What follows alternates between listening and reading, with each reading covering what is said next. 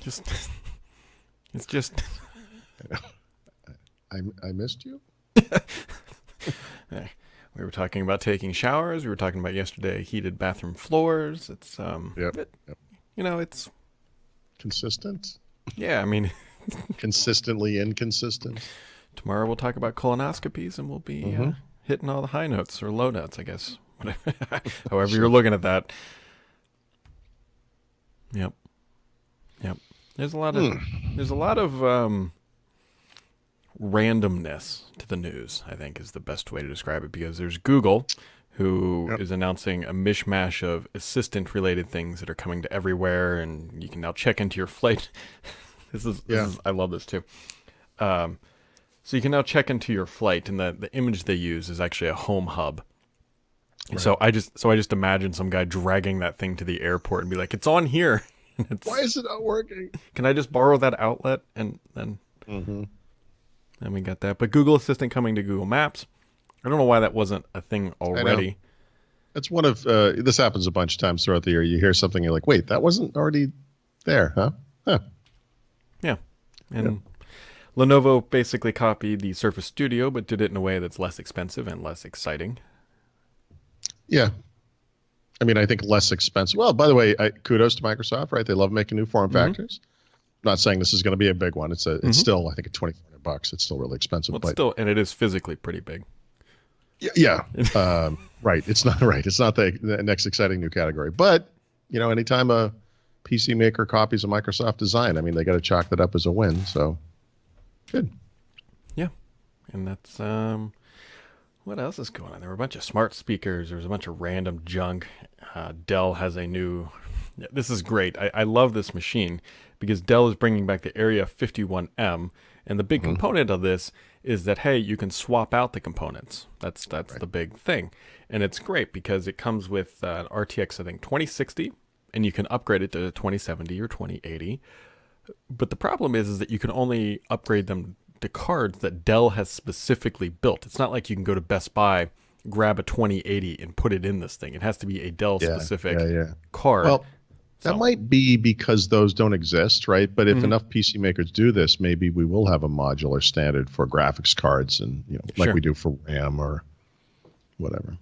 Yeah, it's getting there. It's getting there. Yeah. It's definitely a step in the right direction, and also a step in the right direction, which for our beloved colleague who bought a Dell computer with a camera at the bottom, Dell has figured out how to build the XPS 13, which is one of my all-time favorite laptops, provided they don't get the black carbon fiber version. They now put the camera on the top where it belongs.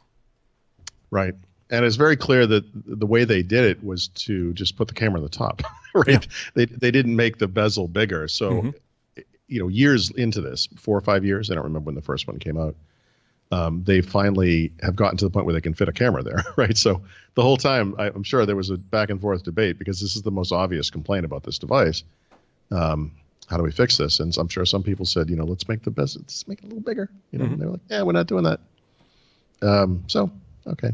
I mean, whatever. They made the decision they made. It looks great. So there you go. Although, candidly, I don't know if... Well, I guess these things they're not available yet, all this stuff, is it? No. Usually the CES computers, the very earliest you'll see is like the end of January, but a lot of them are February, March, even April timeframe. So, no, then you couldn't buy this today. You probably couldn't even pre-order it today, but I don't know the exact timeline on anything that was just announced, but I would imagine within the next 30 days, you'll be able to at least pre-order one if you want to. Here's my controversial hot take of the week, Paul. Don't buy a new laptop until Ice Lake comes out. Yeah. Why do you say that? Now, you sort of intimated yesterday, I think on the show, I kind of lose track of what's public and private, but I believe you said on the show that you said this privately. So actually, why don't you just say, say what? Yeah. Well, so, I mean, there's obviously potentially the Surface stuff, but barring that, I've seen some information that says that the graphics improvement are about 2x over the current gen stuff, I believe. But more importantly, I believe it's for U-series devices. They're claiming potentially up to 2 hours more battery life. Yeah. Yeah. We already have Intel-based laptops that get really good battery life. We don't really have any that get the battery life of a Qualcomm type device yet, Right. but they're close. I mean, I've tested some that anywhere from 10 to 15 hours, which is incredible. Yeah. If Intel can close this gap, and if Intel can deliver, it looks like they're going to in the Ice Lake timeframe, a generation of CPUs that are will allow for thin and light computer designs, fanless and silent, that get in the we'll call it 15 hours ish of battery life. 10 to 15, I think is a good range. That's all we're looking for, isn't it? I mean, and the article I wrote, I think it was it would have been last week, about why Windows 10 on ARM matters, is about this topic, right? That obviously for Qualcomm, what they want to do is win, or seize a significant part of the market. But for the user base, the win here is that either that happens or Intel finally gets off its ass and addresses the mainstream part of the market, which is what needs this kind of stuff, not just these premium, gaming PC type devices that are currently the only big growth market in the PC market. So, it looks like that's what's happening, right? And it happens slowly, but of course it did. It's Intel, but this is going to be an interesting year for PCs for sure. Yeah, and so we'll see who is willing to fall on that sword first, mostly because I think Intel's been working on this for about 3 or 4 years. They've been promising 10 nanometer chips for about as long as we've been promised Windows 10 quality updates. Okay, so I guess to follow up on your advice to people to wait, I would just say this. When, for example, the Surface Laptop 2 came out, right? They cut a color, they added a color. The device is otherwise completely identical externally. The only change is the internal thing, and it's the chip. And so you get a quad-core 8th generation Intel Core processor. I think it's i5 and i7 is what's available. For most people who are going to use a Surface laptop, the difference day-to-day between that and the original version, which was a dual-core chip, is not just it's unmeasurable. Like there is no benefit to it. I think it might get a little bit better battery life, like up to an hour more, but day to day, just using it, no difference. And so the advice there, obviously, you just bought a Surface laptop. The thing's going to be a year old at most. You're not upgrading to Surface Laptop 2. But the point there is that, like, the thing you have is probably just fine. We can get all excited, about quad processors, whatever. Most day-to-day productivity tasks, you're just not going to notice a difference. So right now, like, I think most people are in a place where things are great.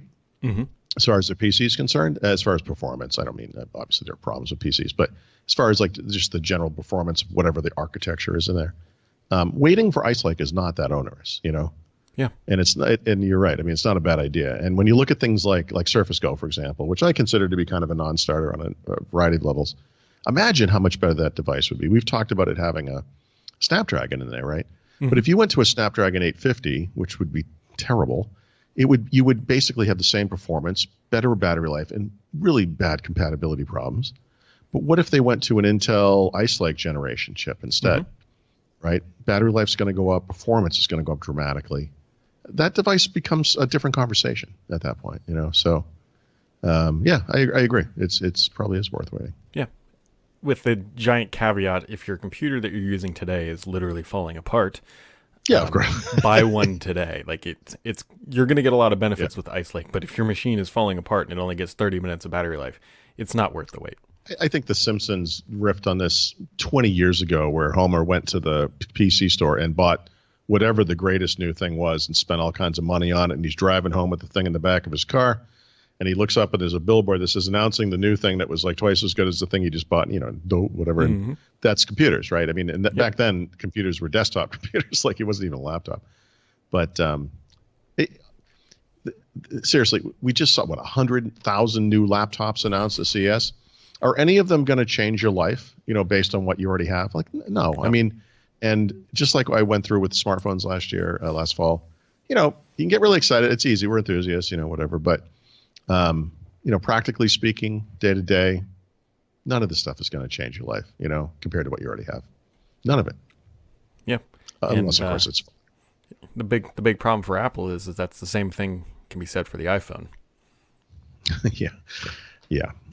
Yes, and that's something I've experienced firsthand. I literally bought an X 10s, a 10R, and then I bought a U7, not even a Plus. And it's comically small, by the way, but Um, I don't know how you used that thing for so long. But whatever, it's fine.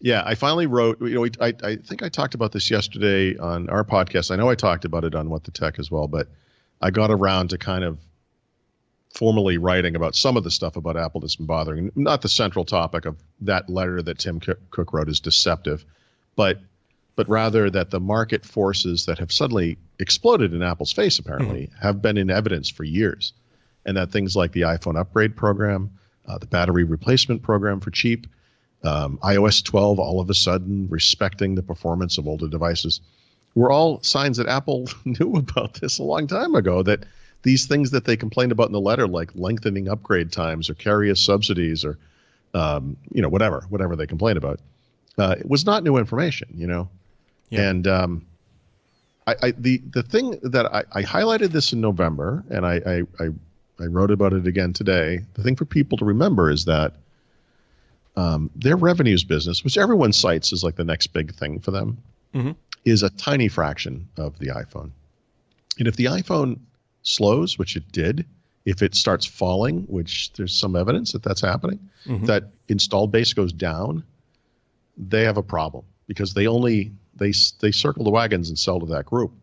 And so the stuff that's happening at CES is very interesting, because at first it was Samsung, but as I knew, it was other, so it's LG, Sony, Viveo, are all putting at least AirPlay 2 on their TVs. I think you're going to see an explosion of iTunes and Apple Music across multiple device types. I think that Apple going to Amazon.com last fall was not coincidental. Yep. That you will see these services on Fire TV devices. Roku, I don't have any actual inside info about that, but that's my expectation, that for Apple's services to business in any way to grow to some huge level, it can't just sell to iPhone users, right? And so I think that's what we're seeing. And I think that's going to be a big story for 2019. Yeah, along with things like this. Well, this reminds me of the Amazon, I think it's called Spot. This is a I don't know, smart clock thing that has Google built in.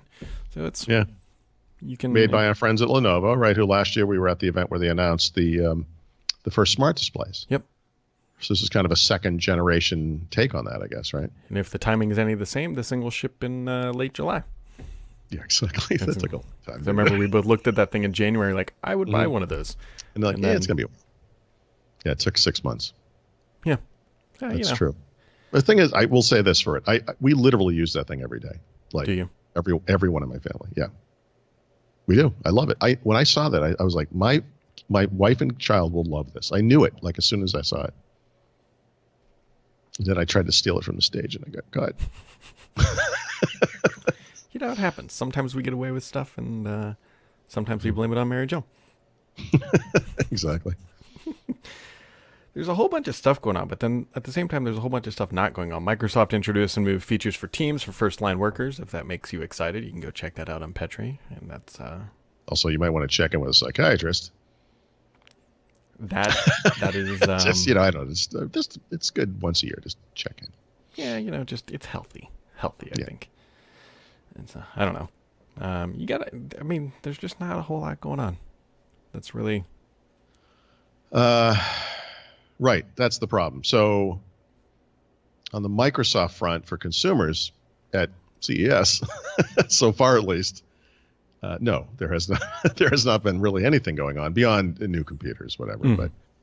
But no, we got our first build of 19H1 last week, I think it was. Maybe we'll get another one this week. I don't think there's a lot new going on there. Well, I shouldn't say that. Actually, last week we got some good news about that release. So you never know. But yeah, it's been a slow week this week for sure. Yeah, just a different week. It's a whole bunch of it's always like this. Whole bunch of like, here's this thing you can't buy. So yeah. You got anything else for today, Mr. Thrat? No, I don't. I got nothing. How about you? Nope. All right. Everybody, we'll catch you back here tomorrow on another thrilling episode of We Do Nothing Daily.